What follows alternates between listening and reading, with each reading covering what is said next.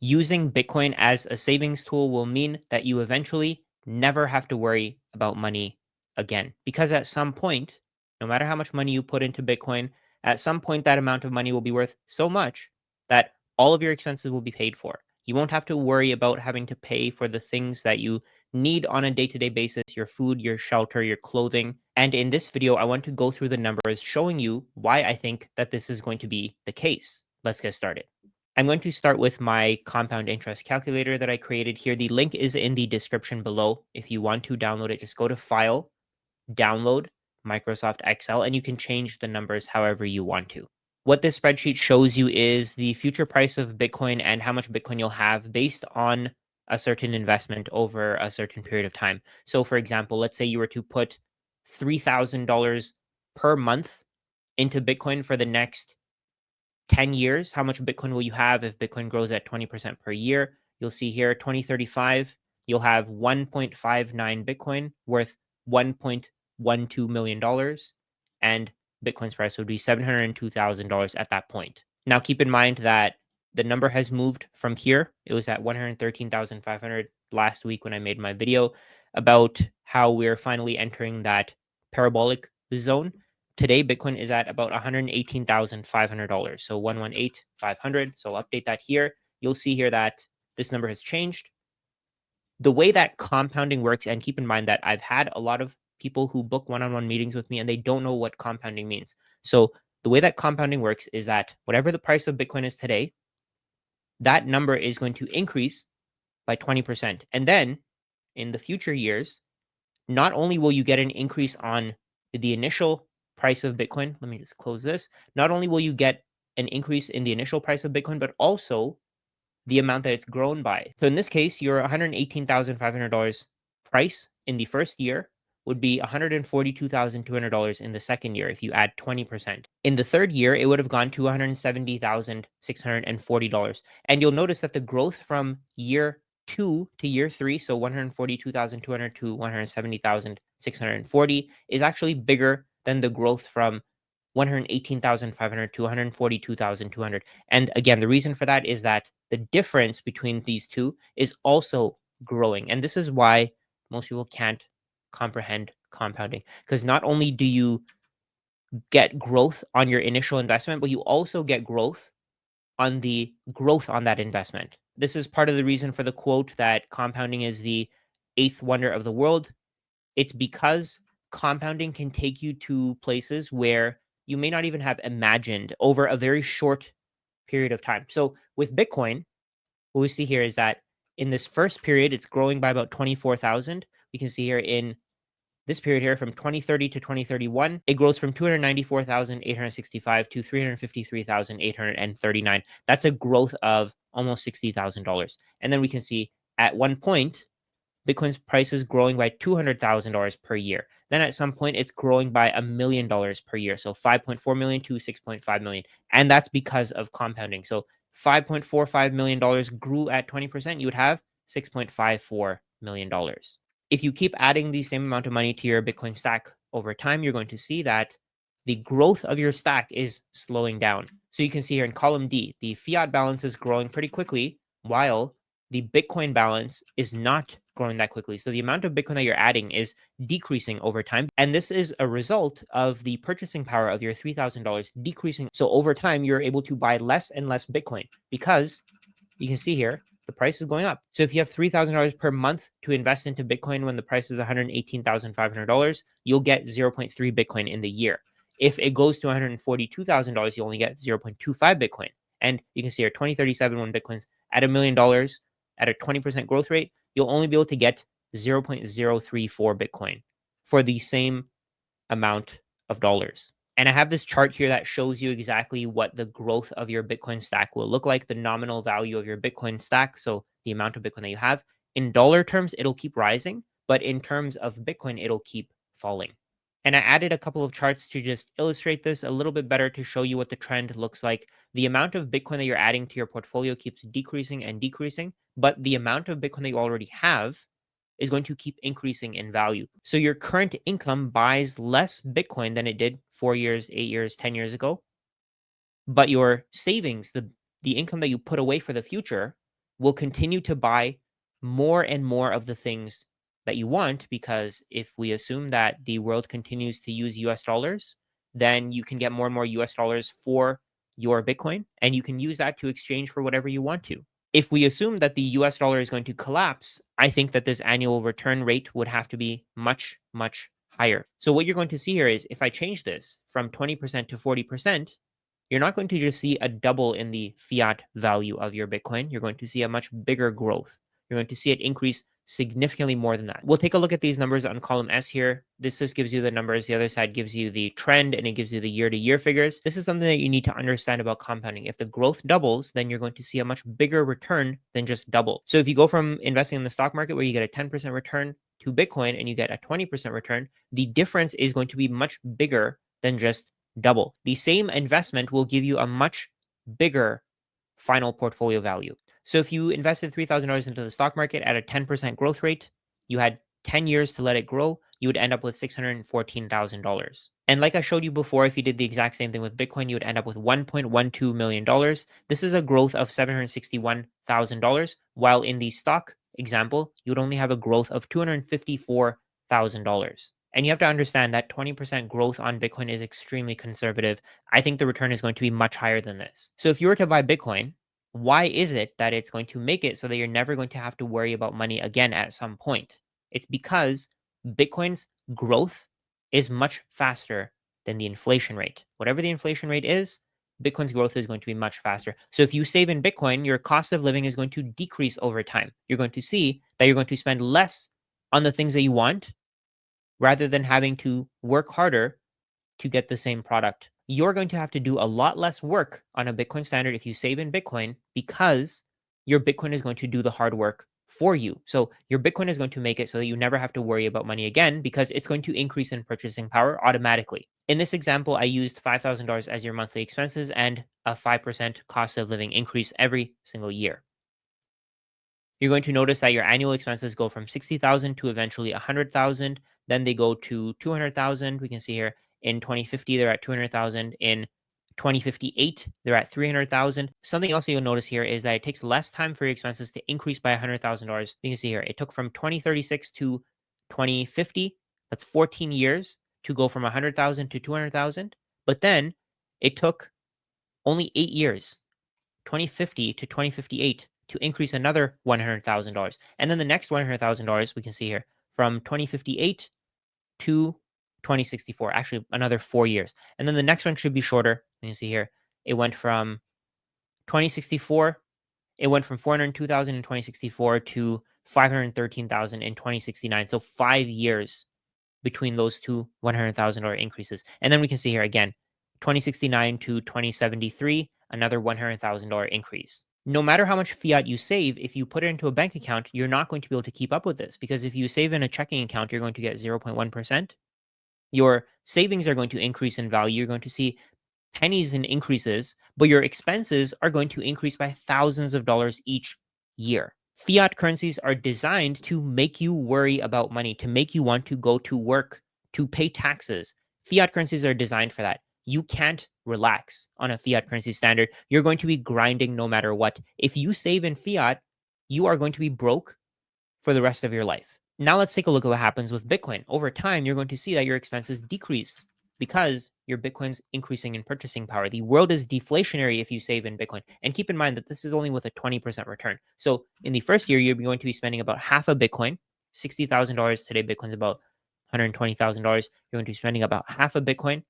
Then in year 2, you're going to be spending 0.44 Bitcoin. Then you're going to be spending 0.38, and so on. It'll keep decreasing until eventually you're paying less than 0.1 Bitcoin for your annual expenses. Then at some point, you're going to be paying less than 0.01 Bitcoin for your annual expenses. That's in 2055. At some point, you'll have enough Bitcoin that you never have to worry about money again. But when is that point? So in this example, we have a very wealthy person who can invest $3,000 a month. Not everybody can do that, and I completely get it. This is just an example. So in 2030, that person would have 1.09 Bitcoin, which is great. That's massive. But let's see what their expenses look like. What we have to do is we have to highlight every expense after the year they plan to retire. If we highlight everything below this, Control Shift down, you'll see here that the total expense is 2.077 Bitcoin. And this is assuming that this person survives until 2150. It's also assuming that they only get a 20% return. If we increase this 20% return to, let's say, 35%, you're going to see that the number decreases significantly for your expenses. But in this case, let's see what happens if they try to retire in 2035. So in 2035, they'll have 1.52 Bitcoin, but by then, their expenses would have decreased massively. So in 2030, they would have been spending 0.25 Bitcoin per year. In 2035, they would be spending 0.13 Bitcoin per year. So they have 1.52 Bitcoin. Now let's see how much they'll spend in their retirement. If we highlight everything below, we'll see here 1.065 Bitcoin. So they'll have technically enough Bitcoin to retire in 2035. Now let's go with a little bit more of a realistic example. Instead of $3,000 per month, we'll go with $500 per month. We'll say that you use about 10% of your income to buy Bitcoin, so $500. Let's actually change your monthly expenses to $4,500 to make it exactly 10%. We'll also increase the annual growth rate. I don't think it's going to be 20%. I think it'll be something like 35 to 40, if not higher.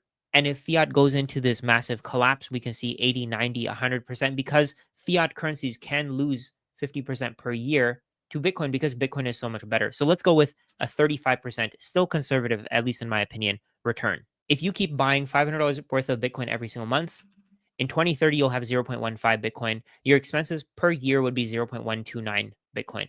In the beginning, keep in mind that your expenses would be 0.45 Bitcoin. You would have 0.15 Bitcoin in 2030. 2035, you'll have 0.18 Bitcoin. Your expenses would be 0.03 Bitcoin. So let's see what your total expenses would look like after 2035. Your total expenses would be 0.16 Bitcoin. So technically, you would be able to retire, but I don't think that would be very smart. I think it would be smart to wait even a couple more years because then you have a buffer where you can have money set aside in case Bitcoin's price drops, in case it falls. You can have some fiat set aside. So in this case, let's say you retire instead of 2035, you retire in 2040. 2040, you would have 0.19 Bitcoin. Your total expenses from 2040 onward would be 0.047 Bitcoin. So 4.7 million Satoshis. And like I said, you'd have about 19.2, 19.3 million Satoshis. By 2040, based on these calculations, Bitcoin would be about $10.6 million.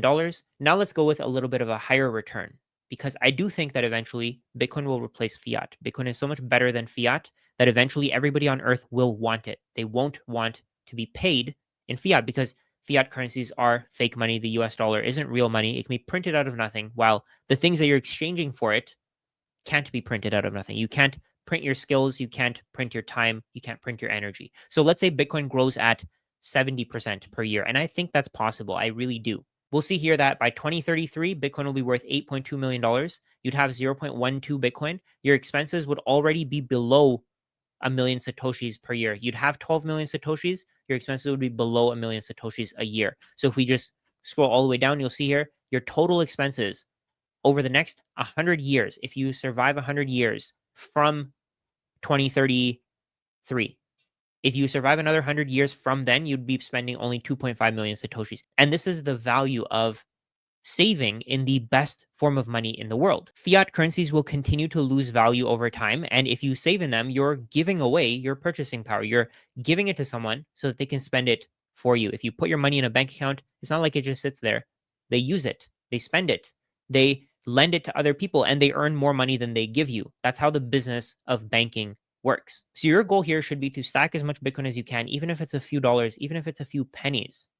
Just stack whatever you can because eventually it'll be worth something. It'll give you the ability to maybe pay off your debts. It'll give you the ability to borrow against that Bitcoin so that you can start a business. You can do something that creates more value than you put into that Bitcoin in the first place. So let's say instead of $500 per month, you invest $50 per month. Your expenses are $4,500. I know your expenses are going up. Find a way to make a little bit of extra money so that you can spend that money on buying Bitcoin. So if you were to buy $50 worth of Bitcoin every single month, we'll also go with that more conservative growth rate of 35%. If you were to buy $50 of Bitcoin per month, eventually you will be able to retire. Let's say by 2040, you'll have 1.9 million Satoshis. Your expenses at that point would be 1 million Satoshis per year. So let's scroll a little further down. At 2047, your expenses would be 180,000 Satoshis per year, but you'd have that 1.9 million Satoshis. So your total expenses from 2047 onward would be 814,000 Satoshis. You'd have 1.9 million Satoshis. You can see it here, 1.9 million Satoshis. And this is with a 35% growth rate. If you can find a way to put any money into Bitcoin, eventually you're going to be very happy. You're going to see that Bitcoin's growth rate is much faster than your cost of living is increasing. And as you stack more Bitcoin and you see the value of that Bitcoin and your savings increasing rather than decreasing, you're going to want to create even more value. You're going to want to go from investing $50 a month to $100 a month. Then you're going to want to put away $200 a month. You're going to find ways to do that because you have true value. You can print value.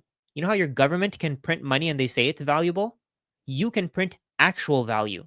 Like this video that I'm making here. I'm making this video out of my own free will. I'm making this because I want to help other people to be able to understand Bitcoin, but I'm creating value here. I'm helping other people to improve their finances for the future, and people are willing to watch. If you're watching all the way till here, I really appreciate you. Thank you. But I'm doing this out of my own free will. I'm printing value. This video that you're watching is me printing value and putting it out in the world. Literally anyone on earth can do this. You can learn a skill, then you can print some kind of value, you can create some kind of value, and you can sell it to the world. Over time, the internet will help you scale. Think about how many people are watching this video right now. By the time you watch this, maybe it'll have 1,000, 2,000, 5,000 views. But at that point, it means that I created that value and now it's being used by that many people. That's because of the internet. So use the internet to your advantage, increase the amount that you can put into Bitcoin, and you're going to see that you're going to be able to retire much sooner. You're going to be at that point where you don't have to worry about money again much, much sooner. So let's say you go from $50 a month, you'll be able to retire in 2047. We saw the numbers here. Let's say you find a way to pump that up to $100 US per month. So you go from $50 a month to $100 US dollars per month. Let's see what those numbers look like. We can see here that you'll start with 1,000,000 Satoshis. You'll top out at around 0.039 Bitcoin or 3.9 million Satoshis. Now let's see what your expenses would look like. From 2040 onward, your total expenses would be 0.047 Bitcoin. You'd only have 0.38 Bitcoin. So you wouldn't be able to retire by 2040. Now let's see 2043. 2043, your total expenses would be 0.022 Bitcoin, 2.2 million Satoshis, and you would have 3.9 million Satoshis. So you'd be able to retire in 2043 instead of 2047 if you're able to find a way to create $50 more of value every single month. Now, let's say you're able to bump this up to $200 per month. You'll top out at around 0.07 Bitcoin if you continuously add more and more Bitcoin to your stack. Your expenses in, let's say, 2040 would be 0.01 Bitcoin. Your total expenses from 2040 onward would be 0.047 Bitcoin.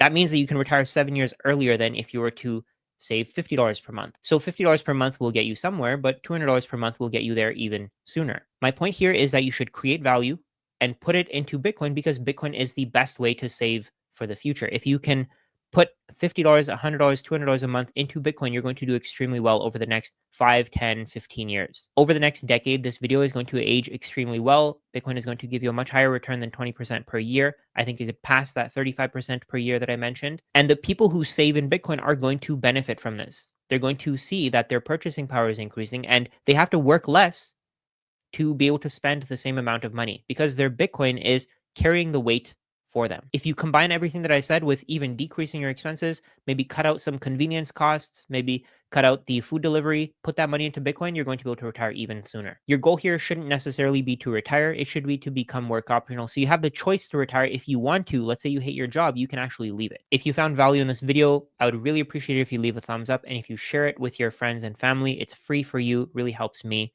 The best thing that you can do here is share knowledge with other people so that they can start stacking Bitcoin as well, rather than having BlackRock, MicroStrategy, all these massive companies accumulating all of the Bitcoin.